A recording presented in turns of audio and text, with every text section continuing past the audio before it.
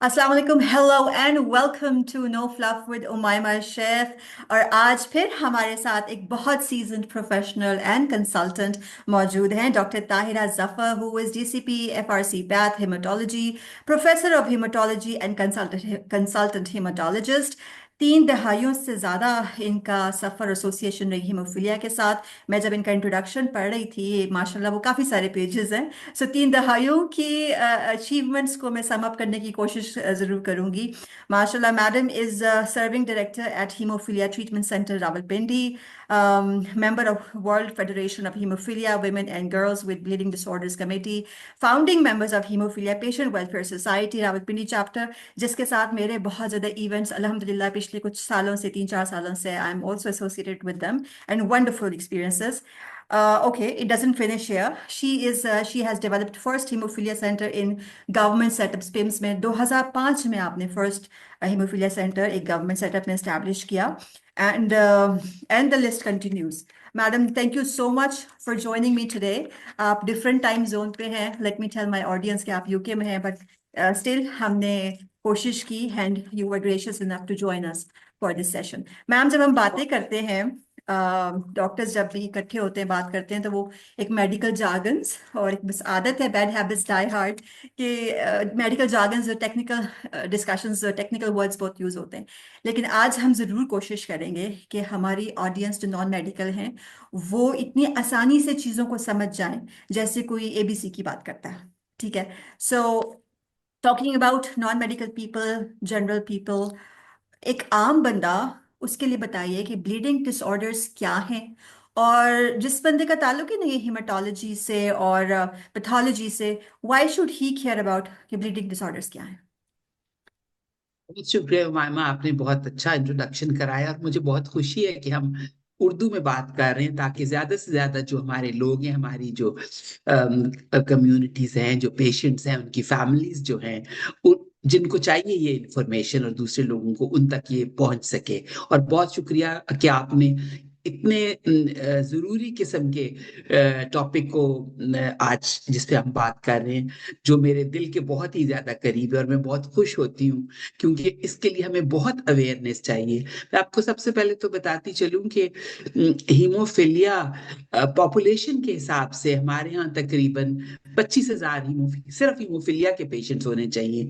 लेकिन अगर हम अपने हीमोफीलिया फाउंडेशन ऑफ पाकिस्तान के स्टेटिस्टिक्स को देखें तो वहां पे सिर्फ 5,000, मुश्किल से 5,000 लोग हैं। इसका मतलब इतने ज्यादा जो हीमोफीलिया का जो बर्डन है वो अभी किसी को पता ही नहीं है। अच्छा। ये हीमोफीलिया की बात है। लेकिन अब जब हम इनहेरिटेड ब्लीडिंग डिसऑर्डर्स कहते हैं या मौरूसी खून बहने की बीमारियां, तो उसमें अगर हम ख्वातीन को ही सिर्फ लें तो ख्वातीन का मिलियंस भी होना चाहिए। पॉपुलेशन के हिसाब से तकरीबन 6 मिलियन के करीब हमारी ख्वातीन होनी चाहिए जिनको वॉन विली ब्रेंड डिजीज या जो प्लेटलेट्स का डिसफंक्शन होता है वो, या दूसरे रेयर खून जमाने वाले फैक्टर्स या रेयर फैक्टर्स जिनकी डेफिशिएंसी हो जाती है, इन सबको मिला के ये सारी जो खून की बीमारियां ये आदमियों और औरतों दोनों में होती हैं।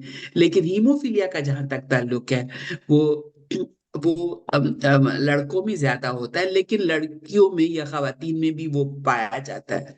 तो ये जो इसका जानना बहुत ज्यादा जरूरी है, क्योंकि अब अभी तक तो सिर्फ ये नहीं है कि हमारे लोगों को नहीं पता, हमारे डॉक्टर्स को भी नहीं पता। और जब मुझे भी याद है कि जब हम पढ़ रहे थे, मेडिसिन कर रहे थे, और आपको भी पता होगा, जी। हार्डली कभी हमें हीमोफीलिया के बारे में कोई डिटेल्स पता थी। ये पता था एक्स लिंक्ड है और इस तरह होता है ये वो, लेकिन आगे कोई डिटेल्स नहीं पता थी। और मजे की बात उमामा ये है कि जब मैंने पीडियाट्रिक्स में 1 साल पूरे हाउस जॉब किया, और हम्म। आप यकीन करो कि एक पेशेंट जो था तो मैंने हीमोफीलिया का नहीं देखा उस हम्म। दौरान। हम्म। और मेरी पहली हीमोफीलिया के पेशेंट से जो तारुफ हुआ वो जब मैं इंग्लैंड आई हुई थी ट्रेनिंग के लिए, तो यहाँ अच्छा। पे हुआ। और ये भी मजेदार एक स्टोरी है कि जब मैं वापस पाकिस्तान गई अपनी ट्रेनिंग के बाद, तो अभी मैंने डिसाइड नहीं किया था कि मैंने मैलिग्नेंट हीमाटोलॉजी करनी है या बीनाइन करनी है या को हीमाटोलॉजी के बहुत सारे जुज हैं। तो हम्म। तो एक दिन ये हुआ कि मैं एफआईपी में काम कर रही थी उन दिनों। तो मेरा मेरा तारुफ हुआ एक हीमोफीलिया के पेशेंट से जो नेवी में थे। अच्छा। और उन्होंने जो अपनी स्टोरी मुझे सुनाई अपनी हीमोफीलिया की, कि किस तरह उनके उनके जोड़ों में खून आ जाता था, जोड़ हम्म। सूज जाते थे, शदीद दर्द में मुब्तला हो जाते थे, और किसी को पता नहीं होता था इसका इलाज क्या करना है। उनकी वालदा उनको उठा उठा के मुख्तलिफ जगहों पे ले जाती थी। तो उनकी बातें सुन के आप यकीन करो कि मैंने सोचा कि ये अल्लाह ने मुझे कहा है कि इस रास्ते पे चलो, और तब से ही ये शुरू कर दिया। उनको उनको मैंने कहा कि आप पेशेंट्स इकट्ठा करें और मैं इलाज करूंगी, और इस तरह अच्छा। हमने ये हीमोफीलिया सोसाइटी की बुनियाद रखी और उसका ट्रीटमेंट। अब माशाल्लाह अल्हम्दुलिल्लाह हमारे पास आपने देखा ही होगा तकरीबन जी। 1500 मरीज तमाम खून की बहने की बीमारियों के हैं। हम्म। जहां तक ये ताल्लुक है कि ये क्यों पता होना चाहिए, पता इसलिए होना चाहिए कि कई दफा ऐसा हुआ है कि हमारे पास, जब मैं पिम्स में थी इमरजेंसी में, एक यंग लड़की आ गई, उसका किसी और छोटे शहर में ऑपरेशन हुआ था, हम्म। और ऑपरेशन के बाद इतनी उसकी ब्लीडिंग हुई कि वो शॉक में चली गई। अच्छा। तो शुक्र है कि वो पिम्स आ गई, हमने फिर उसका ना सिर्फ डायग्नोज किया बल्कि रिससिटेट किया और वो बच गई। हम्म। तो ये होता है कि अगर आपका को पता नहीं है कि आपका को खून बहने की बीमारी है, तो कोई भी चीज, कोई बगैर किसी चोट के भी आपका खून बहना शुरू हो जाता है। उसके अलावा अगर कोई ऑपरेशन हो, कोई एक्सीडेंट हो, कुछ हो। और हमारे यहाँ जहाँ तक मर्द हजरात का तलक है बच्चों का, जब उनकी पैदाइश के बाद सर्कमसीजन जो होती है, हम्म। उसके बाद बहुत ब्लीडिंग होती है। और बहुत दफा ऐसे वाकयात हुए हैं कि एक बड़ा भाई को इतनी ब्लीडिंग हुई कि उस वो खुदा न खास्ता फौत हो गया। और हम्म। फिर छोटा भाई जब हुआ तो उसको लेकर आए चेक कराने के लिए। तो ओके। इसलिए इनका पता करना बहुत जरूरी है, ताकि आप जब कोई इमरजेंसी हो उस वक्त आपको पता हो कि आपको क्या बीमारी है और किस तरह उसका इलाज हो सकता है। ठीक है मैम, तो इसमें जिसमें मैं आपसे पूछूंगी, जैसे आपने कहा था कि खवातीन भी हीमोफीलिया है बट मोस्टली इट्स मैन, लेकिन हमारे तौर पे या तो पता नहीं होता या फिर ये है कि ब्लीडिंग डिसऑर्डर या मोरूसी खून बहने की बीमारी को कहते हैं कि हीमोफीलिया, चाहे वो औरत हो या मर्द हो। तो ये थोड़ा सा बताइए कि ये ये।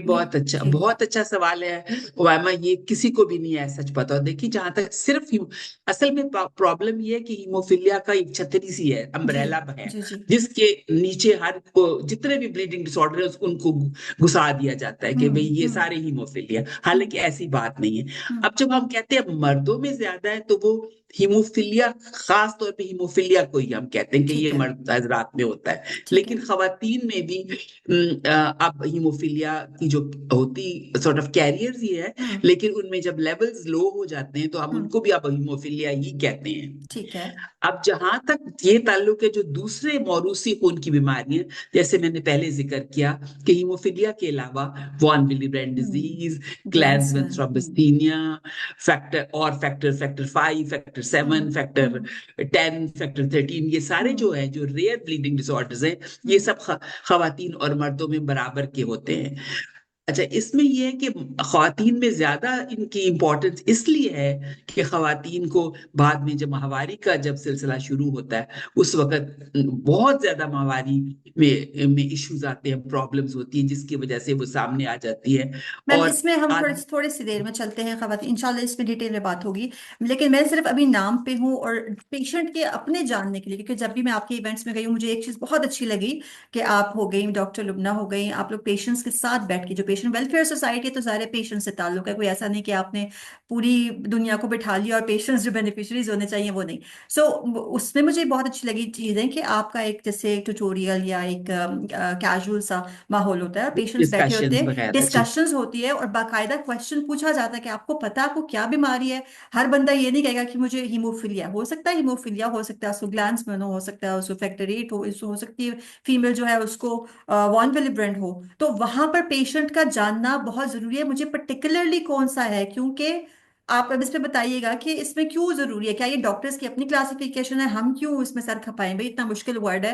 व्हाई शुड दे नो कि उनको ग्लैंड्समैन है, उनको थ्रोम्बोसाइट, इनको देखिए, वॉन असल में विलिब्रेंड है। ये है कि हर जो ये बीमारी है मुख्तलिफ किस्म की, एक तो मैं आपको ये पहले कह दूं कि ये जो रेयर ब्लीडिंग डिसऑर्डर जिनको जो बहुत कम होते हैं दुनिया जी। में, ये ये सारे जो हैं वो दोनों पेरेंट्स की तरफ से आते हैं, ओके। जिनको हम कहते हैं कि जब कॉन्सैंग्यूनिस मैरिज या खून के रिश्तों के जो कजन्स वगैरह या उनसे आते हैं, क्योंकि वो कैरियर्स होते हैं। ठीक है। ठीक है। इसलिए ये बीमारियां पाकिस्तान में उतनी रेयर नहीं है जितनी ओके। दुनिया में। हम हमेशा कहते हैं कि ये rare bleeding disorders are not so rare in Pakistan, mainly खानदान में बिकॉज कि शादियां होती हमारे हैं। यहाँ अब भी 60 तकरीबन 60% जो शादियां हैं वो आपस में खानदानों में ही होती हैं, ठीक जिसकी है। वजह से ये बीमारियां ज्यादा है। ओके। नंबर टू, जो आपका बहुत अच्छा सवाल है कि भाई क्या जरूरत है, हम यही कहते हैं खून बहने की बीमारी क्या जरूरत है, चाहे वॉन विली ब्रेड डिजीज या हाँ। ग्लैंड्सविल थ्रोम्बोसिथेनिया या फलाना factor,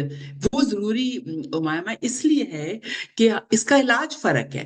von okay. Willebrand disease का और इलाज है, हम्म। ग्लैंड्सविल का और इलाज है, जो फैक्टर डेफिशिएंसी उनका फर्क इलाज है। हम्म। अगर तो इनका इलाज एक ही होता, हम्म। मतलब उस केस में जैसे पहले हुआ करता था हम्म। कि सबको प्लाज्मा ही लगा रहे हैं, जी। फ्रेश फ्रोजन प्लाज्मा लगा जी। रहे हैं, तो तब तो उसमें डायग्नोसिस की कोई जरूरत नहीं थी, क्योंकि सिर्फ प्लाज्मा ही था और ये इनको लग जाता था। लेकिन अब जबकि ये मुख्तलिफ चीजें अवेलेबल हैं, इसलिए उनका स्पेसिफिकली उसी वो ट्रीटमेंट उनको चाहिए। इसलिए बहुत जरूरी है कि सही तशखीस हो इन मरीजों की, और पता हो कि इनको क्या है। बल्कि कार्ड दे दिया जाता है, जैसे हमारी हीमोफीलिया सोसाइटी, उसमें हम हर पेशेंट को जो भी उसकी तशखीस होती है, उसका डायग्नोसिस होता है, वो उसके कार्ड पे लिखा होता है, ताकि वो कहीं भी चला जाएगा वो अपना कार्ड दिखाएगा तो आगे जो देखने वाला डॉक्टर है उसको पता चल जाएगा इसको ये बीमारी है। अब जब आप खून की खवातीन में बात करेंगी तो फिर मैं एक और बहुत जी। इंपॉर्टेंट पॉइंट है मतलब मैं उस इसको वक्त थोड़ा सा डिस्कस करूँ। समराइज अगर मैं करूं कि जैसे हरूफ तहजी या अल्फाबेट्स हैं, अलिफ से लेके ये तक हैं, ठीक है। हैं तो सारे हरूफ तहजी। अब उसको हम कैटेगराइज अगर एक जंक में रखें, लेकिन अगर अलिफ की कमी है, बे की कमी है, पे की कमी है, और आप लगा रहे हो पूरा अलिफ से ये तक, तो और अब हमारे पास माशाल्लाह टेक्नोलॉजी ऐसी है कि अलिफ की कमी है तो अलिफ ही लग सकता है और उससे डेफिनेटिव ट्रीटमेंट है। So okay. बिल्कुल। मैम आपकी नीश है वुमेन विद ब्लीडिंग डिसऑर्डर्स, जो आपका बहुत एक आपकी अभी वुमेन क्लिनिक स्टार्ट हुआ है 1 साल पहले। सो अल्हम्दुलिल्लाह बहुत अच्छा उसमें एक्सपीरियंस रहा। मैम अगर कोई बच्ची ऐसी है जो बज़ाहिर देखने में कोई डिफॉर्मिटी नहीं लग रही, बच्ची बड़ी हो रही है, थोड़ी सी दुबली पतली है, और वैसे भी आपको पता है ना हमारे सोशल टैबूज और नॉर्म्स ऐसे कि धान पान सी जितनी नाजुक होगी उतनी खूबसूरत होगी और सब चीजें बहू ऐसी आनी चाहिए, उस तरह के कॉन्सेप्ट्स हैं। तो माओ को, बड़ी बुजुर्गों को, फैमिली के बड़ों को ऐसी क्या चीजें अलामात बच्ची में नजर आए जिनको वो कहें कि अच्छा ये नॉर्मल चीज नहीं है, उसको डिस्कार्ड ना कर देंगे, कोई बात नहीं, इसकी माँ को भी इतने हैवी पीरियड्स होते थे, कोई बात नहीं, ये तो सबको होता है, कोई बात नहीं, अगर 10 दिन हो गया, 15 दिन ब्लीड ही कर रहा है तो कोई बात नहीं, हो जाता है, इसको यहाँ ले जाओ वहां ले जाओ। हकीमों का भी कहते हैं कि बहुत अच्छा इलाज है, डॉक्टरी में इतनी अच्छा नहीं, हकीमों के पास ले जाइए, होम्योपैथिक में बहुत अच्छा इलाज है। I am not sure about homeopathy, may be हो, बट वो रेड फ्लैग साइंस बताइए कि जो एक आम बच्ची को पीरियड्स के दौरान या फैमिली वाले उस चीज को देखें और कहें कि नहीं, इसको पहले हमने रूल आउट करना है कि क्या ये नॉर्मल है या ये ब्लीडिंग डिसऑर्डर है। So what is normal and abnormal bleeding?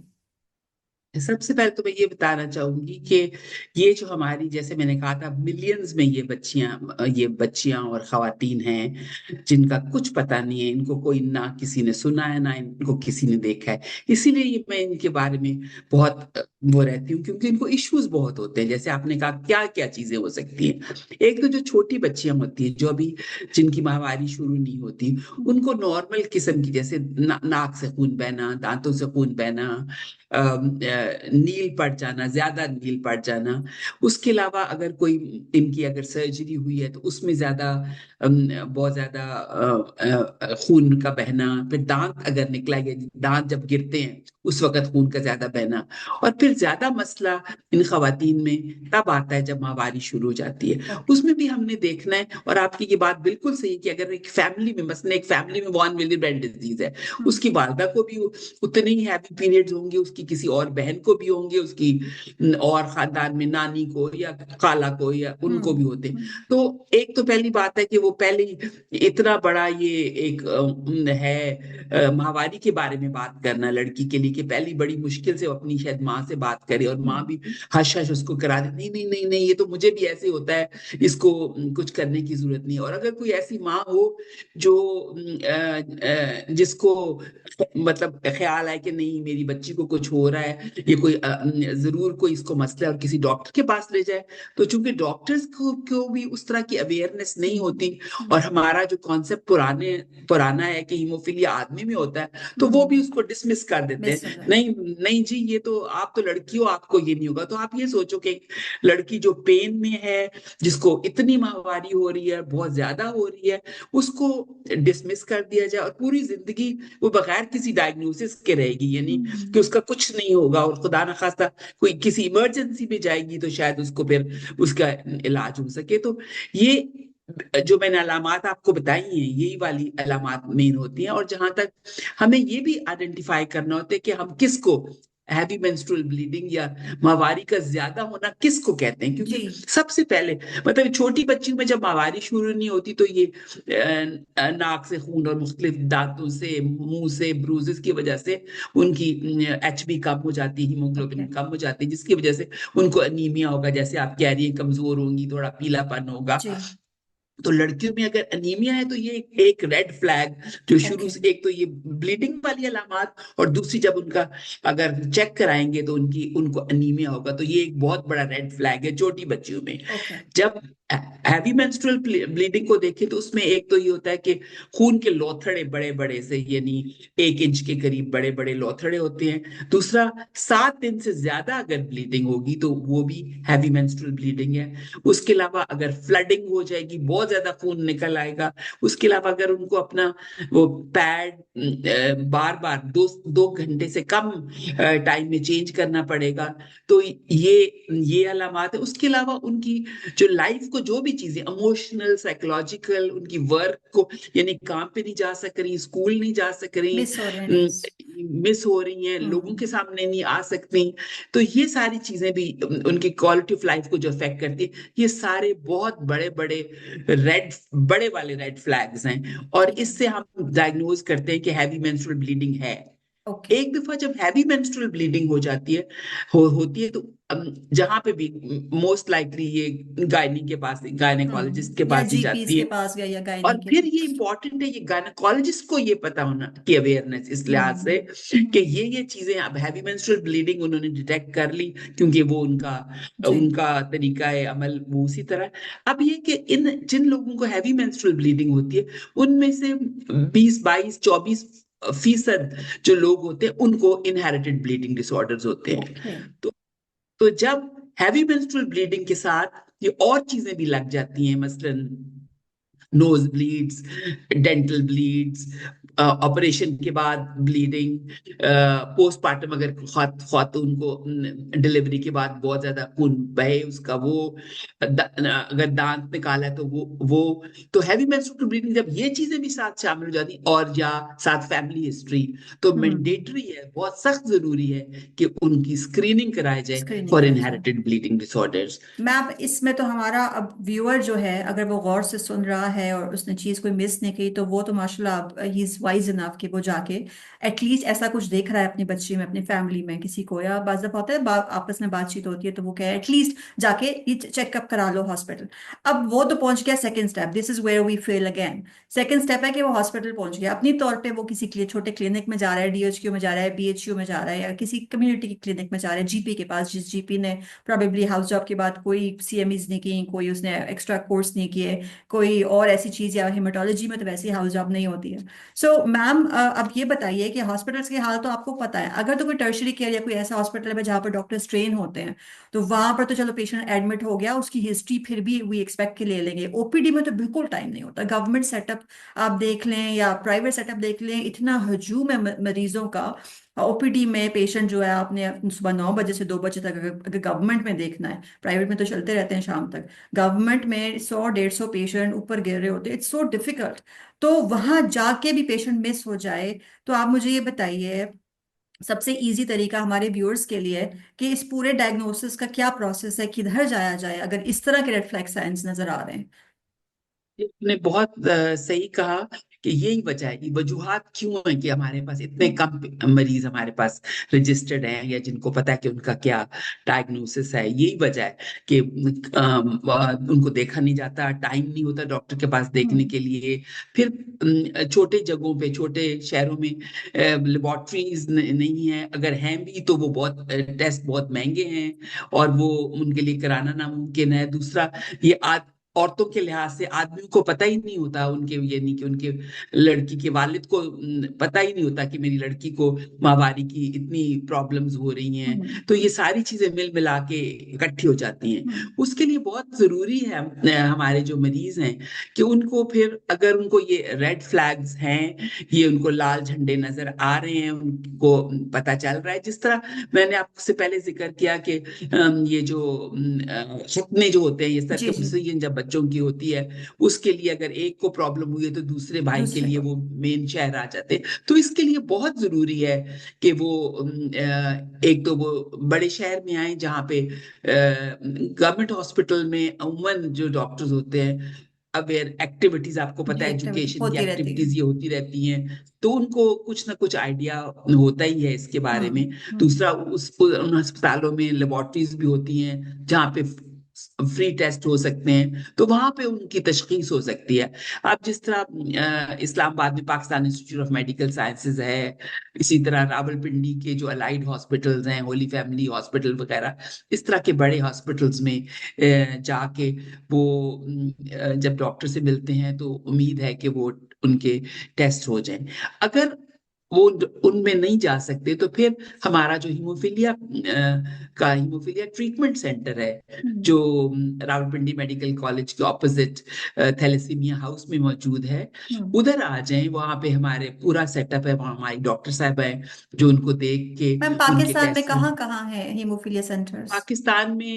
Pakistan में कराची, क्वेटा, लाहौर, रावलपिंडी, पेशावर, ये अच्छा। हीमोफीलिया ट्रीटमेंट सेंटर्स हैं, ओके। जिन जो हीमोफीलिया सोसाइटीज के मुख्तलिफ चैप्टर्स हैं उनके साथ एफिलिएटेड हैं, ठीक है। उनके साथ मिलक हैं, और यहाँ पे जाके वो अपॉइंटमेंट लेके, नंबर भी हम आपको बाद में आपके साथ शेयर कर ठीक लेंगे, है। और कांटेक्ट पर्सन भी वहां जाके वो दिखा सकते हैं, उनका वहां पे तशखीस हो सकती है, उनको रजिस्टर किया जा सकता है। और मैं आपका इस का लेते हुए फायदा ये सबको कहना चाहती हूँ कि जरूर, अगर आपके के अंदर ये आपको खून बहने की चीजें या फ्लैग्स नजर आ रहे हैं, तो आपको बहुत सख्त निहायत जरूरी है किसी बाद में किसी परेशानी से बचने से पहले अपनी तशखीस करा लें, ताकि जब जरूरत हो तो पता हो और फिर मुकम्मल और सही इलाज हो सके। मैम, बाज़ दफ़ा हम इस्लामिक उसमें कहते हैं ना कि शक को गालिब करें, मतलब कि अगर आपको शक है तो उसको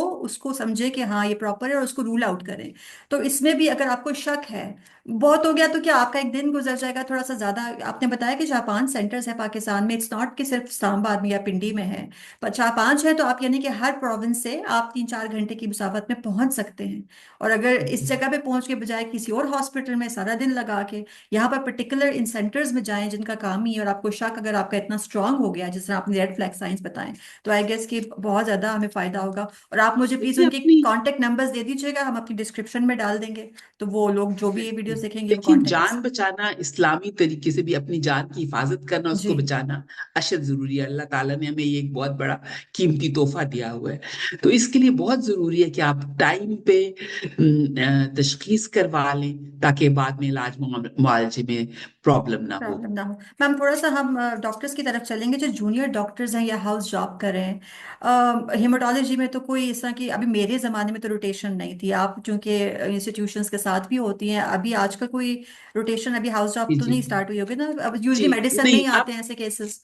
अब क्लिनिकल हीमेटोलॉजी शुरू हुई हुई है, ओके। जिसमें लोग क्लिनिकल करते हैं। और arm forces bone marrow transplant centre जो रावलपिंडी में है, ओके। उनका हमारे साथ क्लोज कोऑर्डिनेशन है, और ठीक वहां है। से रेगुलरली वहां से उनके ट्रेनीज आते हैं जो हमारे सेंटर में ऑन जॉब ट्रेनिंग करते हैं, और मैम, उनको हाउस जॉब की या पोस्ट ग्रेड में? ये पोस्ट हाउस जॉब नहीं, ये हाउस ओके। जॉब नहीं, दिस ये is what post I want graduate. ना, कि हमें under grade and at least post grade में लेवल ऑफ हाउस जॉब, क्योंकि पोस्ट बिल्कुल सही पोस्ट है। ग्रेड में तो आप बात करते हैं वो तो चलो एक स्पेसिफिक हो गया ना, लेकिन ज्यादा जी हमारे जी बिल्कुल। कम्युनिटीज में जो लोग बैठे हुए हैं, जीपीज बैठे हुए हैं, क्योंकि वहाँ they are the first people who are dealing with the बिल्कुल कम्युनिटी। बिल्कुल, ये बहुत मेरा ख्याल है बहुत ही इम्पोर्टेंट ये पॉइंट है। और मेरा ख्याल है इसके ऊपर जरूर अमल होना चाहिए कि हाउस जॉब के दौरान भी ये कुछ ना कुछ टाइम, जब मेडिसिन में हाउस जॉब कर रहे हो तो उसके साथ कुछ टाइम ये अलाइड स्पेशलिटीज जो हैं, बिकॉज मैम ये तो हीमेटोलॉजी फॉर लक ही है। एग्जांपल। मुझे याद है कि मैंने मेरी मेडिसिन सर्जरी में थी हाउस जॉब, तो उसमें मेडिसिन अलाइड में जनरल मेडिसिन में 2 मंथ्स थे, उसमें सिर्फ एक केस आया, वो भी आईटीपी का था। That was also drug induced. But ma'am जरूरी नहीं है, आप लकी हो तो आपका एक्सपोजर हो जाए, अगर आप लकी नहीं है, पढ़ते तो हम 5 साल में सब चीजें हैं, लेकिन जहन में चीजें वो खाने बॉक्स उनके बन जाते हैं जो आपने केसेस देखे होते हैं। So if exactly somebody is exactly. has not been exposed to is probably, अगर वो कुछ और नहीं कर रहा, at least to be a safe doctor, जब आपको हाउस जॉब का सर्टिफिकेट दिया जाता है तो आई थिंक इंस्टीट्यूशंस जो हॉस्पिटल्स हैं दे शुड इंश्योर कि आप एटलीस्ट स्क्रीन कर सकें, आप मिस ना करें, हाँ मतलब उसमें ट्रीट कोई ना करें, आप भेज दें, रेफर कर दें। लंबी चौड़ी हाउस जॉब की जरूरत नहीं है। वो जी। उसको ये पिक करना कम से कम, मतलब उनको ऑब्जर्व करना कि हाँ नहीं ये मैंने देखा हुआ है, ये इनको इनहेरिटेड ब्लीडिंग डिसऑर्डर्स हो सकते हैं। तो वो कर ले तो मेन जो है, ये जो पेरिफेरी में है या जो प्राइमरी लेवल पे जो है, जो डॉक्टर ने करना होता है, उसके लिए अगर उसने कुछ केसेस भी देख लिए होंगे तो वो सारी उम्र के लिए रह जाएंगे, क्योंकि एग्जैक्टली। इतने ड्रामेटिक होते हैं ये ड्रामेटिक कि आप होता है। इनको फिर भूल नहीं सकते हो। मैम आपकी ऑर्गेनाइजेशन क्या कर रही है, अंडर ग्रेड आपकी करिए, आपका तो सामने वो है रामपिंडी ये मेडिकल अंडर ग्रेड का इंस्टीट्यूशन भी आपके बिल्कुल, सामने। हम हमारी बहुत क्लोज कोऑर्डिनेशन है। और जो आरएमयू के वीसी हैं डॉक्टर उमर, वो हम्म। बहुत एनकरेज करते हैं। और उसमें यह कि हमारी रेगुलर उनके साथ, स्टूडेंट्स के साथ, हम ना सिर्फ यहाँ पिंडी में बल्कि और जगह भी हमारी अवेयरनेस की, एजुकेशन की हमारी एक्टिविटीज बहुत ज्यादा है, हम्म। जिसके अंदर हम स्टूडेंट्स को, कॉलेज के स्टूडेंट्स को ये अवेयरनेस देते हैं और फिर हम केसेस उनको दिखाते हैं, पेशेंट्स लेके जाते हैं। तो एक तरह से उनको डायरेक्ट उनका कांटेक्ट हो जाता है इन वे, पेशेंट्स को देख के, उनकी बातें सुन के। तो उसके अलावा ये जैसे हमारे अभी ये आपके साथ प्रोग्राम हो रहा है या जी। टेलीविजन पे हो रहे हैं हम्म। प्रोग्राम्स, हम्म। उससे भी एजुकेशन हो सकती है। लेकिन specifically from under grade point of view, ये हम मेडिकल यहाँ भी हमने पिंडी में बहुत दफा किया, पिम्स में, उसके अलावा हम आजाद कश्मीर में, मुजफ्फराबाद में जो मेडिकल कॉलेज है उसके अंदर भी गए, लाहौर में, लाहौर यूनिवर्सिटी में भी। तो अपनी तरफ से हमारी यही होती है, ये पॉइंट हमारे हमारे दिमाग में है कि जूनियर लेवल्स पे भी डॉक्टर्स को होना चाहिए, क्योंकि थोड़ा सा ये एक्सपोजर हो। इनका एक्सपोजर हो, ताकि ये हम्म। कम से कम पिकअप कर, मतलब मैं कहती हूँ प्राइमरी लेवल पे या इवन सेकेंडरी लेवल पे इंपॉर्टेंट है पिकअप करना, और उनको फिर भेजना किसी स्पेशलिस्ट को। तो ये अगर ये चीज सही हो जाए तो उससे बहुत सारे लोगों की तशखीस हो जाएगी। ठीक है ma'am, before we go on a break I have one question. अगर लड़की पूरी लाइफ में उसका कोई मेजर इंसिडेंट ना हुआ, कोई ऐसी लाइफ गुजरी हो, I am just giving a scenario, I don't know how practical this is but it's just what I thought. अगर पूरी पूरी लाइफ में कोई मेजर इंसिडेंट नहीं है, कोई ट्रॉमा नहीं है, कोई सर्जरी नहीं है, कोई सिग्निफिकेंट दांत का निकलने के बाद ब्लीडिंग नहीं हुई, अब वो शादी हो गई, उसका बच्चा हुआ, बच्चा डायग्नोज हुआ कि he has a problem, and then उस डायग्नोसिस पे पता चला कि माँ जो है वो कैरियर है। अब इसमें आप हमें गाइड कीजिए, क्या ऐसी सिचुएशंस हुई हैं कि बच्चे के डायग्नोज होने पे पता चला हो कि mother was a carrier? And उसमें जब हम बात करते हैं, फर्स्ट ऑफ ऑल एक तो आप ये बताइए कि कैरियर्स के साइन एंड सिम्टम्स हम क्या पहले पिक कर सकते हैं? वो इतनी सिवियर सिम्टम्स होते हैं जैसे हमने रेड फ्लैग्स देखे थे पेशेंट्स के, कैरियर्स में कुछ सिग्निफिकेंट चीजें आती हैं? इसमें दो चीजें हैं। एक कैरियर जो है हीमोफीलिया का कैरियर, ओके। और एक कैरियर ये जो दूसरे मौरूसी बीमारियां हैं, जिसमें मैंने बॉर्न बिली ब्रेन डिजीज, जी। ग्लैंड्समैन्स और दूसरा दूसरे फैक्टर एयर फैक्टर्स डेफिशिएंसी के, ये ठीक है, इन दोनों में काफी फर्क है। ओके। हीमोफीलिया के जो जो कैरियर्स हैं वो, उनमें कुछ परसेंटेज जो होती है, कम परसेंटेज होती है, लेकिन जिनके लेवल्स होते हैं नॉर्मल से काफी कम होते हैं, और उन लेवल्स के मुताबिक जिस तरह हम मेल्स में डायग्नोज करते हैं कि माइल्ड, मॉडरेट और सिवियर हीमोफीलिया, इसी तरह उनके अंदर भी डायग्नोज कर देते हैं हीमोफीलिया। ये अभी रिसेंटली हुआ है, पहले इन सबको कैरियर्स ही कहा जाता था, लेकिन ओके अब इनको ही पेशेंट्स विद हीमोफीलिया कहा जाता है, कैरियर नहीं कहा जाता। तो ओके ये वाली जो सो कॉल्ड कैरियर जो थी, इनके अंदर तो चूंकि इनके लेवल्स कम होते हैं, इनके अंदर वही इश्यूज होते हैं, इनके अंदर ब्लीडिंग होगी, ब्रूजिंग होगी, नोज ब्लीड होगी, गम ब्लीड होगी, मेनोरेजिया होगा, ये सब कुछ होगा, इसलिए वो तो पिकअप हो जाएगी। ओके लेकिन मेजॉरिटी जो होती हैं इनके अंदर, वो उनके अंदर कोई सिम्टम्स नहीं होते, और ओके उनका कोई सिम्टम्स नहीं होते। लेकिन अगर आप हिस्ट्री उनकी लें तो हो सकता है कि फैमिली हिस्ट्री हो ओके उनमें, एक पॉइंट ये रेड फ्लैग हो जाता है कि फैमिली हिस्ट्री है। ऑलराइट दूसरा ये कि मेजॉरिटी को तभी पता चलता है जब उनका बच्चा बेबी होता है। हीमोफीलिया का पैदा होता है, तो उनको पता चल जाता है कि ये, उस वक्त पता चलता है कि ये कैरियर। उसमें भी ये होता है कि अगर हम ये कहते हैं कि ऑब्लिगेट या जरूर कैरियर होना तब साबित होता है जब या तो दो बच्चे उनके हो जाए जिनको हीमोफीलिया हो, या उनका एक बच्चा और एक उनका रिलेटिव, उनका कोई भाई या उनको हीमोफीलिया हो। तो ये तो ओके हीमोफीलिया की कहानी है। जब हम दूसरे मौरूसी बीमारियों में आती हैं, तो वो जो कैरियर्स है उसमें मेल और फीमेल दोनों कैरियर्स होते हैं। ओके और ओके ठीक है, बस वॉन विली ब्रांड जो डिजीज हमारे यहाँ टाइप 3 या सीवियर जो कॉमन है, वो दोनों की तरफ से आता है, बाप की तरफ से भी और माँ की तरफ से। ओके तभी जब इंटर मैरिजेस होती हैं फैमिलीज में, तो वो हम्म जो दोनों कैरियर्स के जब दोनों जीन्स एक बच्चे में आ जाएंगे, कैरियर में हम्म एक एक जीन होगा, जब ये हम्म दोनों जीन जमा हो जाएंगे बच्चे में, तो उसको डिजीज हो जाएगा। तब ये पता चलता है, और ये बहुत सारा होता है, वो दफा ये ऐसे ही होता है कि पता नहीं होता कि पेरेंट्स कैरियर है। जब एक बच्चा पैदा होता है तो फिर पता चलता है कि हाँ ये कैरियर थे, और ये इनकी वजह से हुए। और ये जो कैरियर्स हैं, इनमें कोई अलामात नहीं होती, ये बिल्कुल नॉर्मल होते हैं। नॉर्मल तो होता है। उनको आप पहले पिक ही नहीं कर सकते, अनलेस कि ये हो कि जिस तरह कभी होता है कि हमारे पास कोई पेशेंट है वॉन विली ब्रांड डिजीज का फॉर एग्जांपल, तो हम उस पेशेंट की वजह से, उसका मतलब है कि उसके जो पेरेंट्स हैं वो दोनों कैरियर्स हैं, और हम्म उसका मतलब यह है कि और भी चांसेस हैं कि फैमिली में और भी जो लोग होंगे वे कैरियर्स होंगे। तो उसकी तो स्क्रीनिंग चूंकि करते हैं। पाकिस्तान में हमारा अभी जेनेटिक डायग्नोसिस नहीं हम उस तरह से करते वॉन विली ब्रेड डिजीज का, कि हम्म हम जेनेटिकली प्रूव कर सकें कि ये फलाना बंदा या फलानी हम्म खातून जो है ये कैरियर है। इसलिए हम जनरली उनको ये एडवाइस करते हैं कि आपके की फैमिली में ये वॉन विली ब्रेड डिजीज का जीन है, इसलिए आप आपस में कजन मैरिजेस ना करें ना करें। करें ओके क्योंकि ये डिजीजेज जो है ये कम्युनिटीज या फैमिलीज में लॉक हो जाते हैं। आम जनरल हम्म पॉपुलेशन में उस तरह ये नहीं होते। तो हम्म इसलिए अगर वो प्रिवेंट करते हैं आप मैरिजेस कजन्स की, तो फिर आगे से ही ट्रांसमिट होना इस डिजीज का रुक जाता है। मैम हम बात करते हैं, we just have 3 minutes then we can go on a break.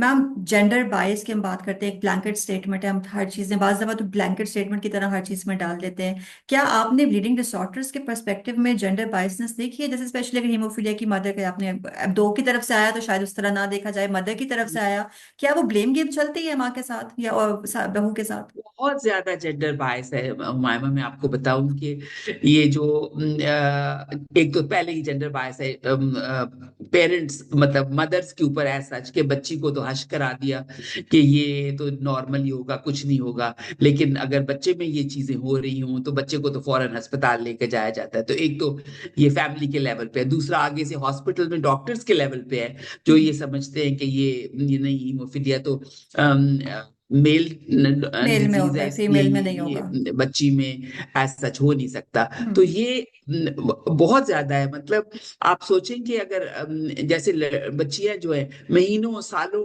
ये ज्यादा खून का आना बर्दाश्त करती रहती है और कोई कुछ नहीं होता, लेकिन अगर आप सोचें एक बच्चे को एक महीने भी, एक लड़के को अगर एक महीने भी ज्यादा ब्लीडिंग होगी, तो कौन ऐसा होगा जो उसको नई ट्रीटमेंट के लिए और हम्म इलाज के लिए और डायग्नोसिस के लिए लेके जाएगा।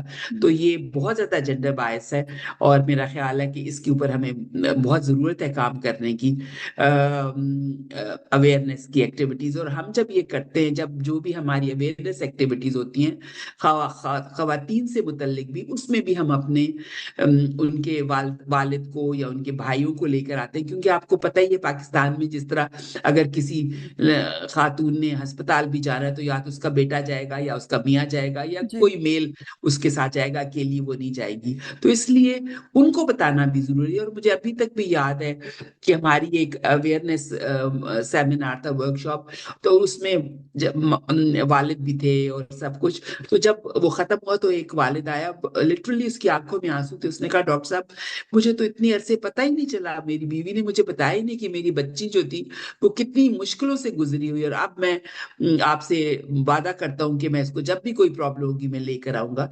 तो हमें जेंडर बायस तो है, लेकिन हमें मेल्स को भी अपने साथ शामिल करना चाहिए। कई दफा मैं देखती हूँ कि हमारी जब कई एक्टिविटीज होती है उसमें आदमियों को एक तरह से हवा बना दिया जाता है कि ये तो बहुत ही गलत कर रहे हैं। ऐसी बात नहीं है। ज्यादातर जगहों पे, ज्यादातर मर्द हजरात को पता ही नहीं होता, और ये हमारा आई थिंक काम है। एक कल्चरल है, बिकॉज इस्लाम में, शरीयत में तो कल्चरल है। उसके अहकाम है हमारे, तो वो मतलब इवन जो प्योर इस्लाम अगर कोई अगर प्रैक्टिस कर रहा है तो वो तो बहुत चीजें उसमें अहकाम है, तो ऐसा हो नहीं सकता, या उसमें कोई ऐसी मायूब बात नहीं है। कल्चरल हमारा ज्यादा इस तरह का है कि जिसकी वजह से हश हश रखा जाता है। बिल्कुल सही आप कह रही हैं।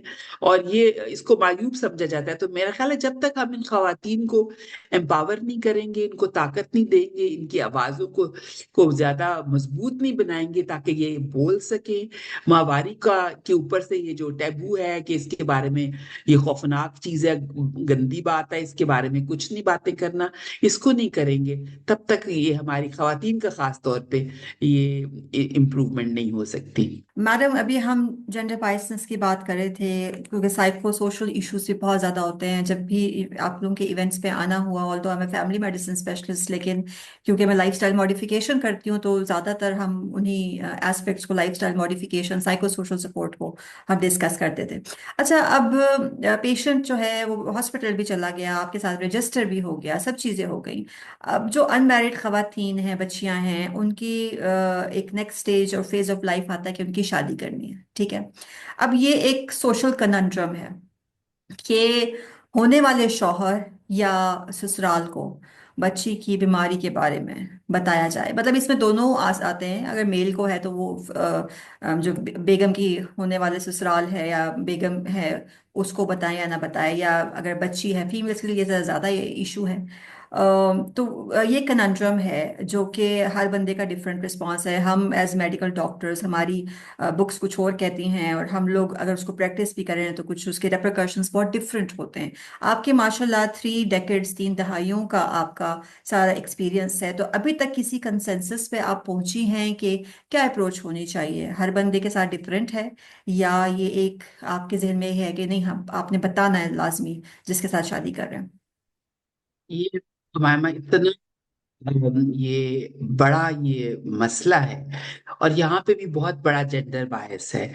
लड़कों को चूंकि उतने इश्यूज नहीं होते शादी कराने के हमारे हमारी सोसाइटी में, इसलिए उनको हमें हमें नहीं, उनकी तरफ से कभी हमारे पास कोई ऐसा नहीं आई प्रॉब्लम कि भाई इनको आगे बताएं या ना बताएं, क्योंकि ओके। ज्यादातर जो अगर हीमोफीलिया के पेशेंट्स हैं तो उनको जोड़ का कोई मसला जो नजर आ रहा होता है हम्म। देखने से हम्म। होता है। उनकी ज्यादातर हमारे जो बच्चे हैं जो शादी की उम्र के, उनकी शादियां हो चुकी हुई हैं। ओके। अच्छा, मसला आ जाता है खवातीन के लिहाज से, हम्म। उसमें अब क्या करे वालिदैन। अब हम्म। अगर तो उनको बताते हैं, जैसे आपको पता है हमारा जो सेटअप है, अगर हम्म। तो लड़के वालों को बताते हैं कि बच्ची को यकूत बहने की बीमारी है, तो फिर तो वो कहते हैं कि हमारे से कोई शादी नहीं करेगा। और ये हम्म। सही है बिल्कुल कि हम्म। कई एक दो ऐसे पेशेंट्स थे जिनके होने वाले इन लॉज को बता दिया गया, तो उसके बाद वो कहते हैं हमें उनकी शक्लें नजर नहीं आई। हम्म। दूसरी तरफ ये होता है कि अगर ना बताएं, ना बताने में भी हमें कई मिसाल हुए, हमारे कई 2-3 केसेस का मुझे खुद से पर्सनली भी पता है कि जब उनके खानदान को, इन लॉज को, क्योंकि हम जैसे हमारा सेटअप है, हम्म। ज्यादातर हमारे लोग जो गांव में रहते हैं, वो इन लॉज के साथ एक्सटेंडेड फैमिलीज के साथ की तरह रहना होता है, वो साथ रहते हैं। तो जो इन लॉज को पता चलता है कि ये तो जी बच्ची को तो ये बीमारी है, तो वो उसको जी अपने वालिदैन के घर छोड़ आते हैं, कहते हैं हमारे साथ तो आपने बहुत धोखा किया, हमें बताया ही नहीं। या उस हम्म वक्त शुरू में ही, या ये होता है कि जब बच्चा पैदा होता है और उसके बाद खून बहुत बहता है खातून का, तो उस वक्त ये कहते हैं कि ये आपकी तरफ से ही है, उसके वालिदैन को बच्ची के, ये अब आप ही इसको करें। तो उसका सारा जो बर्डन होता है, उसकी इलाज मुआवजा हर कुछ जो है, वो बेचारे वालिदैन को सहना पड़ता है। और इसकी वजह से ये है कि हमारे कई जो वालिदैन हैं, अब जो जिन्होंने ये देख ली हैं ये चीजें, हम्म वो हम्म आप जब हमारे पास आते हैं तो वो कहते हैं कि हम अपनी लड़कियों की शादियां ही नहीं करना चाहते। हम्म लेकिन अब ये कि जो सोसाइटी में कम से कम रजिस्टर्ड हैं, हम्म उनको हम ये कहते हैं कि आप इनको आप बताएं जरूर, क्योंकि अगर नहीं बताएंगे तो वो ज्यादा बड़ा ज्यादा प्रॉब्लम हो जाती है। तो उसमें कई दफा ऐसा हुआ भी है, क्योंकि अब हम उनको कहते हैं कि इलाज मुआवजा मौजूद है, हम्म फैक्टर्स मौजूद हैं जो हम्म इस्तेमाल होंगे। और हमारे 5-6 बच्चियों की शादियां हो चुकी हैं माशाल्लाह, उनके एक एक दो दो बच्चे भी हैं एज सच। तो हम्म उसकी वजह से जब पहले मैंने शुरू किया था खातून के साथ, तो हर बच्ची का और खातून का चेहरा ढलका हुआ होता था।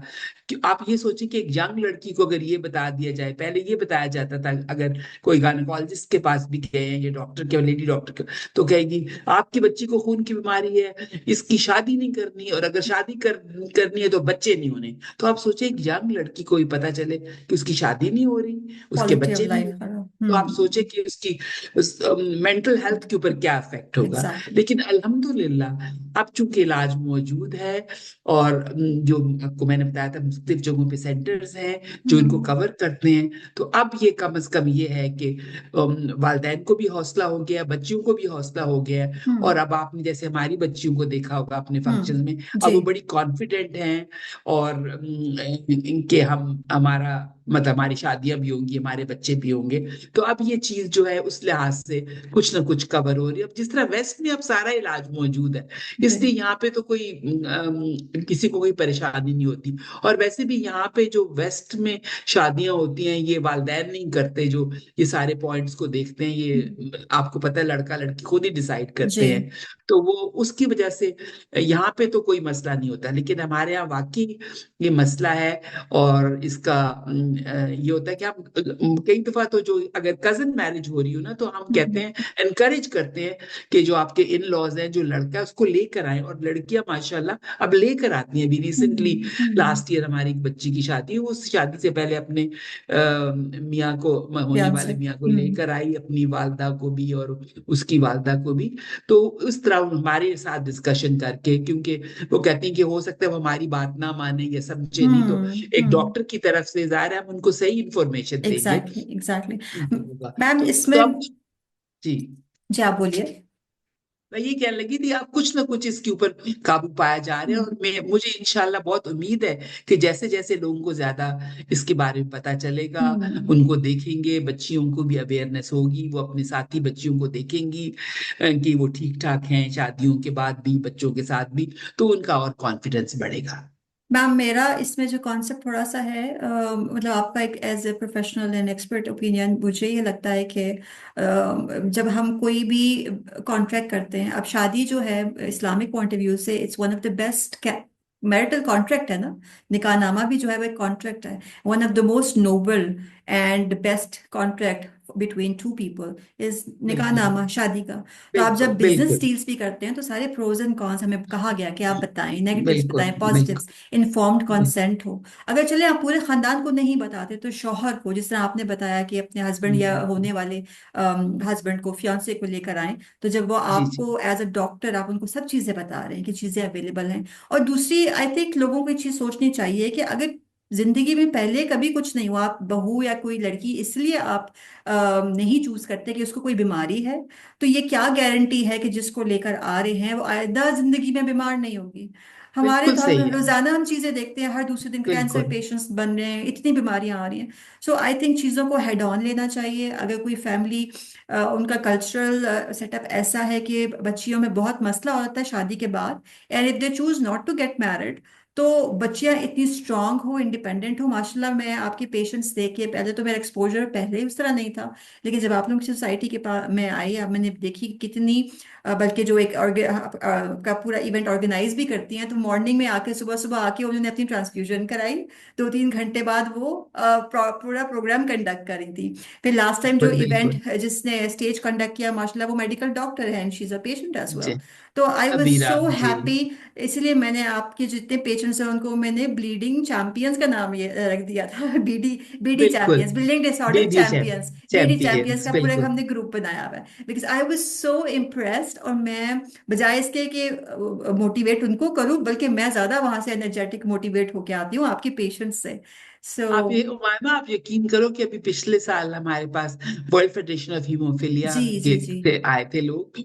उसमें उनकी जो हेड है women and girls with disorder committee की, डॉन रोटलिनी, हम्म और एमना कोइडर तुनिसिया से है, वो भी कमिटीज हम्म में है, और राना सैफी भी हैं। तो ये लोग इतनी इम्प्रेस्ड हुई हमारी खवातीन से, ये कहती हम्म कि हम शुक्र है कि हम पाकिस्तान आ गए हैं और हमने ये देख लिया, नहीं तो हमारे बिल्कुल ख्यालात बिल्कुल फर्क थे। तो मेरा हम्म ख्याल है हमारी खवातीन और बच्चियों को इससे बहुत हौसला और हिम्मत और कॉन्फिडेंस मिलना चाहिए कि वो, उनको हर कोई अप्रिशिएट कर रहा है, और इस चीज में वो और ज्यादा आगे बढ़े। और मतलब होता ही है कि आदमी को खुद बोलना चाहिए, क्योंकि हम्म ये जिसका मसला होता है, अगर वो खुद ही बात नहीं कर रहा तो फिर उतनी स्ट्रेंथ नहीं आती उस चीजों में। जी तो एग्जैक्टली। तो खवातीन को चाहिए कि खुद बोले, मुख्तलिफ फोरम्स पे आए। और आपने सही कहा, डॉक्टर बीरा हमारे साथ है, वो गायनेकोलॉजी की ट्रेनिंग कर रही हैं, और हम्म उनको वॉन विली ब्रेंड डिजीज है। उसी तरह हिना, जो हमारे साथ सोसाइटी में रिसर्च ऑफिसर है, हम्म उसको वॉन विली ब्रेंड डिजीज है। और वो इन सारी चीजों के साथ साथ अपना काम बहुत खुश उसलूबी से ये लड़कियां कर रही है। हम्म फौजिया है हमारे पास, जी। जो ना सिर्फ और भी काम भी करती हैं, बल्कि फंड इंस्टीट्यूशंस रेजिंग भी करती हैं। Exactly exactly. नाजिया एक और हमारी पेशेंट है। तो ये लड़कियां अल्हम्दुलिल्लाह माशाल्लाह बहुत अच्छा काम कर रही हैं। जी मैम, इसमें before we go on to in another question, मुझे एक पॉइंट याद आ गया जो आप लोग अपनी ट्रेनिंग्स में लाजमी बताते हैं, इंजेक्शन का, कि कुछ इस तरह का था कि आपने इंट्रामस्कुलर नहीं लगाना, आईवी लगाने, कुछ जी। वो थोड़ा सा रिपीट कर दीजिए ताकि हाँ, लोगों को वो पता हो। बहुत इंपॉर्टेंट होता है, क्योंकि अगर ये खून बहने की वाली बीमारियों के में अगर मसल में या पट्टे में टीका लगे, इंट्रामस्कुलर इंजेक्शन जो है, तो उसकी वहां पे हीमाटोमा बनने का, यानी खून जमा होने का खतरा होता है। तो ओके इसलिए हम अवॉइड कराते हैं इंट्रामस्कुलर। तो या तो जल्द में सबक्यूटेनियस, जिसको हम कहते हैं, या आईवी इंजेक्शन। ओके और अगर कोई ऐसा इंजेक्शन है जो जरूरी पट्टे में लगना है, तो फिर ये होता है कि पहले ट्रीटमेंट दे के, यानी ओके। जो भी, अगर फैक्टर 8 डेफिशिएंसी है तो फैक्टर 8 लगा के फिर पट्टे में लगाते हैं इंजेक्शन। और फिर उसकी आगे साथ और भी चीजें होती हैं, उसको 5 मिनट के लिए दबा के हम्म रखें, ताकि वहां से खून नहीं निकले, बर्फ की टकोर और ऐसी चीजें। साथ इंस्ट्रक्शंस भी देते हैं ताकि ये जो है वहां खून जमा ना हो जाए उस जगह पे। डॉक्टर ताहिरा, कितना अफोर्डेबल है ये ट्रीटमेंट, जो स्पेसिफिक फैक्टर्स की आप बात करते हैं या टीकों की बात करते हैं? हाउ एक्सेसिबल, एंड चले एक्सेसिबल तो हमने कह दिया कि आप लोग के सेंटर्स हैं, आप आके रजिस्टर होकर ट्रीटमेंट करवा सकते हैं, लेकिन एक आम बंदे के लिए अफोर्डेबिलिटी की क्या इश्यूज हैं देखिए, ये इसमें? है कि जो पेशेंट्स रजिस्टर्ड हो जाते हैं सेंटर्स में, और हम्म पाकिस्तान में 5 सेंटर्स हैं, हम्म उनके लिए हमारे पास वर्ल्ड फेडरेशन ऑफ हीमोफीलिया का ह्यूमैनिटेरियन एड प्रोग्राम है, ओके। जिसके जरिए वो हमें डोनेशंस भेजते हैं। फैक्टर 8 की भेजते हैं, फैक्टर मोस्टली फैक्टर 8 की होती है, या फैक्टर 9 की होती है डोनेशन। तो ये जो डोनेशंस हैं, ये सारे हमारे पेशेंट्स को फ्री ऑफ कॉस्ट दी जाती है। ओके ठीक है। ओके। तो बट ये दे जो है, हैव टू बी अगर registered they with you. Have to be registered, और उसके बाद उनकी जो मतलब ये सोसाइटीज जितनी हैं, उनके हीमोफीलिया ट्रीटमेंट सेंटर में रजिस्टर हो जाते हैं। जब ये रजिस्टर हो जाते हैं, तो इनकी सारी, यानी कि इनको देखना, इनको कंसल्टेशन इनकी, उसके बाद इनको सारी इंफॉर्मेशन प्रोवाइड करना, अगर ऑपरेशन हो रहा है या कुछ ऐसी हो रही है, हॉस्पिटल में एडमिट कराना। ठीक है। जैसे हमारे पेशेंट जो है पिम्स में एडमिट होते हैं, फिर उनकी उसके अलावा वो ट्रीटमेंट प्लान्स, प्रॉपर प्रोटोकॉल्स बना के ऑपरेशन की देना, कब फैक्टर लगेगा, क्या जी, मैं होगा, इसी पे सारा आ जो। रही थी, इसका ऐसा अच्छा फ्लो बन गया कि मैं इसी चीज पे पूछने वाली थी कि आपकी जो एसओपीज हैं, स्पेशली डिलीवरी के दौरान, आप लोग के गायनाकोलॉजिस्ट के साथ नेटवर्किंग है, हेमाटोलॉजिस्ट डिफरेंट हॉस्पिटल के बिल्कुल। साथ, ब्लड बैंक के साथ नेटवर्क है, थोड़ा वो बताइए। I am very impressed with that thing कि आप वो जी, पूरा एक हमारी हिदायतनामा जो भेजते एग्जैक्टली हैं। एग्जैक्टली तो मैं कह रही हूँ कि सारे हीमोफीलिया ट्रीटमेंट सेंटर जो पूरे पाकिस्तान में हैं वो सब ऐसे ही करते हैं कि क्लोज लेजॉन हमारा, चूंकि आउट पेशेंट फैसिलिटी होती है जो ट्रीटमेंट सेंटर है, तो हमारा इन पेशेंट के लिए हमारे हॉस्पिटल्स जो हैं यहाँ पे हमारा ना सिर्फ रावलपिंडी की अलाइड हॉस्पिटल जो रावलपिंडी मेडिकल यूनिवर्सिटी के साथ है, बल्कि जो पिम्स है उसके अंदर भी हमारे बहुत ज्यादा पेशेंट्स जाते हैं। ओके। और वहां पे हमारा बहुत क्लोज लेजॉन है वहाँ की डॉक्टर फरवा सिजील हैं जो उस ब्लड बैंक की, पिम्स की ब्लड जी बैंक की डायरेक्टर हैं। जी। बहुत सपोर्टिव हैं, मतलब प्लाज्मा, क्रायो, प्लेटलेट्स वगैरह के लिए जब हमारे पेशेंट को जरूरत होती है तो वहां से मुहैया किए जाते हैं। उसके अलावा वहाँ के मेडिकल स्पेशलिस्ट जो हैं वहाँ की, वहाँ पे भी जो हीमोफीलिया ट्रीटमेंट सेंटर है उसके साथ एफिलिएटेड ऑर्थोपेडिक सर्जन है doctor doctor Shami, Ali okay. Shami. और पीडियाट्रिशियन हैं डॉक्टर नुजत हैं, फिर एडल्ट हैं डॉक्टर नाम इट्स ओके, आप हमें डिटेल्स दे दीजिएगा हाँ ना जो जो सेंटर्स हैं, तो हम जी। इंशाल्लाह अपने तो ये डिस्क्रिप्शन लोग में डाल सब दें। वहां पे अवेलेबल होते हैं। इसी तरह जो ऑपरेशन होना होता है, बस नगर गायनेकोलॉजिस्ट वहाँ के हमारे साथ एफिलिएटेड आई थिंक हैं। होली फैमिली में भी शायद डॉक्टर हैं आपके जिनको आपको होली पूरा फैमिली के अंदर भी पूरा एक गायनेकोलॉजिस्ट जो है वो हमारे साथ एफिलिएटेड हैं। और ये जो है, तो हम जो भी होता है हम एडमिशन के लिए वहां भिजवा देते हैं और फिर उनको हम प्रोटोकॉल बना के देते हैं, पूरी प्रोटोकॉल के हम्म। डे 0 पे क्या होना है, डे 1 पे, डे 2, सारा कुछ बना आई के। थिंक दिस और इज फिर such a big support for people. जैसे मतलब गायनी ऑप्स में कितना फ्लो है ना, तो सारा बच्चे ही पैदा होते हैं अभी। बल्कि मेरा अभी कुछ शो आपसे पहले हुआ है, एक दो शो पहले, doctor Saeeda Batool, you know, PIMS की जो बतूल है। के साथ, हाँ, उनके साइदा साथ बतूल हुआ। के साथ हमारा बहुत क्लोज लेजॉन था वो। Yes, and बहुत she said we are a country which has immense desire for children. तो बच्चे बहुत होते हैं। सो बट ये सही है कि अगर किसी उस वर्कलोड में किसी डॉक्टर को एक सपोर्टिंग डॉक्यूमेंट मिल जाए कि अच्छा आपने डे 1 पे, I think it's such a big big support and help and नहीं, बेनिफिशियल फॉर ना द सिर्फ पेशेंट। उमामा, ना सिर्फ हम डॉक्यूमेंट भेजते हैं बल्कि हमारे हमारे कांटेक्ट नंबर्स उन सब के पास होते हैं। और हम्म। किसी वक्त भी वो हमें हमारे कोऑर्डिनेटर को से कांटेक्ट कर सकती है, मतलब कोई भी। रात को भी, क्योंकि बच्चे ज्यादा नॉकटर्नल होते रात हैं को रात भी को। 12, 1, 2, मतलब मतलब कितने 24/7 वो हमें कर ओके सकते हैं ओके कांटेक्ट। ओके। और फिर जो हमारे कोऑर्डिनेटर का ये काम होता है कि फिर जो भी ऑन हमारी 24/7 हमारे एक कंसल्टेंट, ऑन कॉल होता जैसे है। मैं, डॉक्टर लुबना है, डॉक्टर नदीम इकराम है, हम तीनों ऑन कॉल होते हैं। तो हम में से जो भी ऑन कॉल होता है हमारे कोऑर्डिनेटर उनके साथ कांटेक्ट करके आगे जो पेशेंट को इंफॉर्मेशन देनी होती है वो सारी हो जाती है। तो ठीक है। इसलिए और रजिस्टर्ड पेशेंट के लिए आसानी होती है क्योंकि they know the system more than के एक हैप एग्जैक्टली, हैजर्ड कोई और बंदा नया है जिसको नहीं पता, तो उसके लिए तो मसला है। इसीलिए जी, इसीलिए बहुत जरूरी है कि रजिस्ट्रेशन होनी चाहिए ताकि वो पहले से हर चीजें कवर हो जाए। और पहले से हमारी इंफॉर्मेशन बुकलेट्स भी हैं ओके। जिसके अंदर सब चीजों के बारे में बताया जाता है कि कब क्या करना है, क्या नहीं करना, डूज क्या है, डोंट्स क्या है, आपको ये प्रॉब्लम रजिस्ट्रेशन हो तो कितनी आपने क्या। एक्सपेंसिव है आपकी? Is it? बहुत सस्ती है रजिस्ट्रेशन, जो मैं आपको एग्जैक्ट बता दूं कि कितनी है। ओके। लेकिन रजिस्ट्रेशन मत यानी कि जो रजिस्टर होने के लिए वन टाइम जो है वो अभी मुझे उमामा याद नहीं आ रहा, लेकिन अराउंड अराउंड 3000 ही है, okay something okay. Like that. And this so is for life? This is for life, one time okay payment है ओके रजिस्ट्रेशन के ओके लिए जी। ओके। 3000 तो आई थिंक कुछ भी नहीं है। ऑफ कोर्स पीपल, मतलब जो लोग हाँ, इवन उसके उधार अलावा लेके ये भी कि कर जो सकते हमारे पेशेंट्स होते हैं उनका फिर ये होता है कि एनुअल फिर पेमेंट्स होती हैं, हैं। वो ओके। भी बता देंगे। लेकिन वो भी 2-3 था ऐसे अराउंड सेम फिगर है, यानी तकरीबन 250 रुपए महीने के हिसाब से होती है। और जो उनको इसके इसके जो बेनिफिट्स मिल रहे होते हैं, बहुत ज्यादा जो उनकी बहुत हर ज्यादा। चीज हर चीज उनकी एज सच वो हो रही होती है, और पेशेंट्स खुद भी कंसल्टेशन। डोनेशंस इकट्ठे करते रहते हैं गाहे बगाहे। पेशेंट्स जी, कुछ पेशेंट बहुत अच्छी डोनेशन इकट्ठी करती है। और वैसे हम्म। हम लोग खुद भी, जो मैं भी और डॉक्टर लुबना और डॉक्टर नदीम जो है, हम वॉलंटियर्स हैं। So okay. We work pro unpaid for bono the करते हैं, सोसाइटी। ठीक है। We have been doing that for a very long time. Hmm. तो हम लोग भी बहुत ज्यादा फंड रेज करते हैं क्योंकि हमें फिर फैक्टर्स ऑब्वियसली वगैरह आप ले प्रैक्टिस सकते लेने हैं। पड़ते बिल्कुल, हैं। ओके। बिल्कुल। Ma'am, why did you go into haematology? मतलब क्या ये अच्छा, बाय चॉइस था या ये बस जस्ट इट हैपेंड? नहीं, ये इट हैपेंड। ये ओके। मैं ये this is an interesting story, short सी है कि जब मैंने अपने मियाँ को फॉलो किया इंग्लैंड में। हम्म। वो अपनी ट्रेनिंग के लिए आए थे, उसके बाद मैं भी आ गई। तो वो शुरू में मैं उन्हीं के हॉस्पिटल में मैंने मेडिकल जो स्पेशलिस्ट थे उनके साथ उनसे परमिशन लेके उनको ज्वाइन करती थी उनके वार्ड राउंड्स पे एग्जाम देने से पहले। हम्म। तो वहां पे मेरी मुलाकात हुई एक हीमाटोलॉजिस्ट से, ओके। Doctor Paul hedge.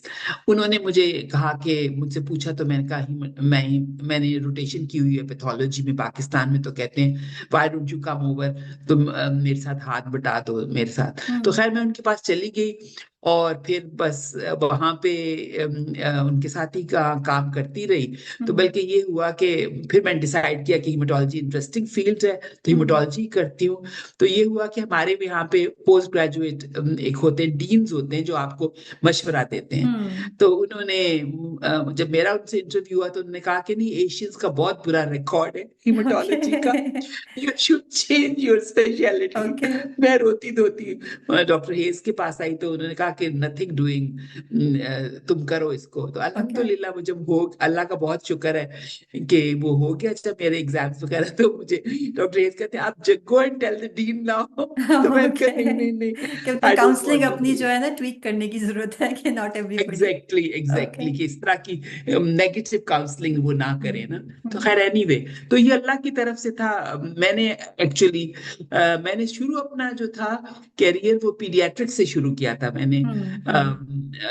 केई से ग्रेजुएट किया और फिर मेयो हॉस्पिटल में पीडियाट्रिक डिपार्टमेंट में एक साल हाउस जॉब किया। लेकिन मायमा, मैं इतनी अटैच हो जाती थी पेशेंट्स के साथ कि मैं हम्म। सारा वक्त वो उन्हीं की प्रॉब्लम्स और वो याद आती थी। तो मैंने सोचा कि ये नहीं, फिर मैंने चेंज कर ओके। लिया पैथोलॉजी में और ओके। लाहौर में रोटेशन की और उसके बाद फिर इंग्लैंड एंड से। How happy are you in the field? आपकी मतलब कोलीग्स को देखती हैं आप, बाकियों को, कोई सर्जन से कुछ है, आप अपनी फील्ड का बताइए, how satisfying this journey has been and how happy are you कि आप यू हैव चोजन द तो राइट राइट पाथ? मैं तो अल्लाह का जो मैं जिस कदर शुक्र अदा करूं वो बहुत वो कम है ऑनेस्टली। हम्म। और मैं अब भी वापस आके भी, हम जब इंग्लैंड आए और उसके बाद हम लोगों को कहते थे कि हम वापस पाकिस्तान जाएंगे, तो लोग कहते, नहीं नहीं नहीं नहीं, अभी थोड़े दिन तुम ठहर जाओ, तो तुम जाओगे ही नहीं। लेकिन हमने अल्हम्दुलिल्लाह, मेरे मियाँ भी वापस आ गए, मैं भी वापस आ गई। और अब भी जब मैं वहां पे जूनियर से बात करती हूँ तो मैं कहती हूँ कि यहाँ खड्डे हैं, यहाँ सब ये है, यहाँ वो है, प्रॉब्लम्स है, सब है। लेकिन मैं हर एक को ये कहती हूँ कि एक सेकंड भी मेरी लाइफ में ऐसा नहीं आया कि मैंने रिग्रेट किया हो कि हम्म। मैंने वापस आके अपने मुल्क के लिए, अपने बच्चों के लिए, अपने लोगों के लिए काम किया है। और मैं कहती हूँ कि I am more than satisfied. और आप उसका सबसे बड़ा एक और सबूत भी ये है कि मेरी बेटी भी उसने जब देखा कि अम्मा तो काम भी करती है लेकिन हमें भी टाइम, मतलब मैंने हम्म।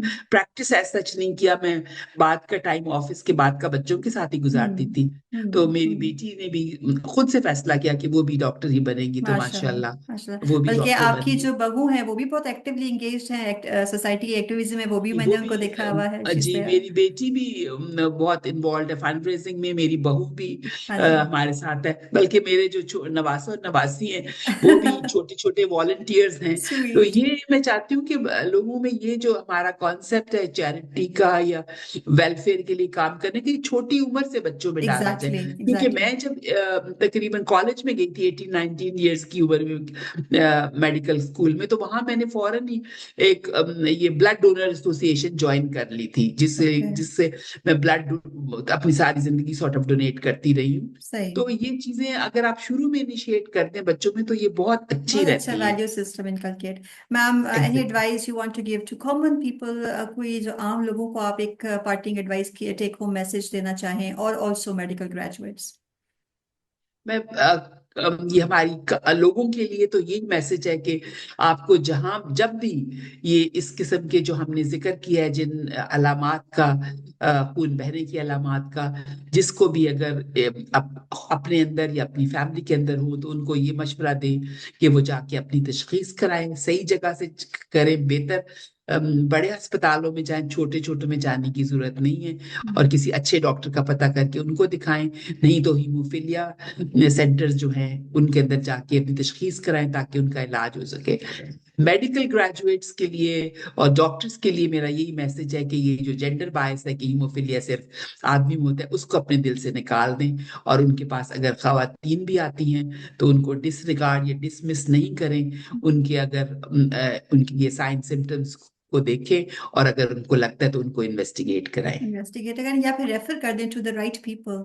वो होता है ना कि आपके हाथ से एग्जैक्टली, पेशेंट ना चला जाए तो करें वो ही रिफर, वो उसमें ना उनको रहे। पिक करके उनको रिफर करें। रेफर और करें। पेशेंट्स के लिए मेरा खास तौर पे फीमेल्स के लिए है कि ये अपने आप को और ज्यादा अवेयर करें इलाज मुआवजे के मामले में, और अपना खुद ख्याल रखें, अपनी आवाजें बढ़ाएं ताकि उनको कोई भी जो भी उनकी आवाजें सुने उनकी तरफ तवज्जो दे और उनका प्रॉपर इलाज हो सके। Thank you so much ma'am. आप डिफरेंट टाइम जोन में हैं बट आपका दिल मुझे लगता है पाकिस्तान में ही धड़क रहा है, और आपका सिस्टम जो है वो इट्स वर्किंग देयर, वहाँ से आप कनेक्टेड हैं। एंड मे अल्लाह सुब्हानहू व तआला bless you with all the best of rewards that he can give you, and for your services, for your time and your efforts जो आपने मरीजों के लिए किया। जिस तरह आप प्रो बोनो काम कर रही हैं, चाहे इवन कोई अगर उसकी कुछ अपने कंसल्टेशन भी लेता है और अगर प्रो बोनो भी करता है, तो अल्लाह ताला सबको जजा दे for the wonderful आमीन। system that you have established. Because एक पूरी अंधेरी जगह पे अगर कोई आप एक क्षमा भी छोटी सी भी लेके जाए ना, तो you are making a difference.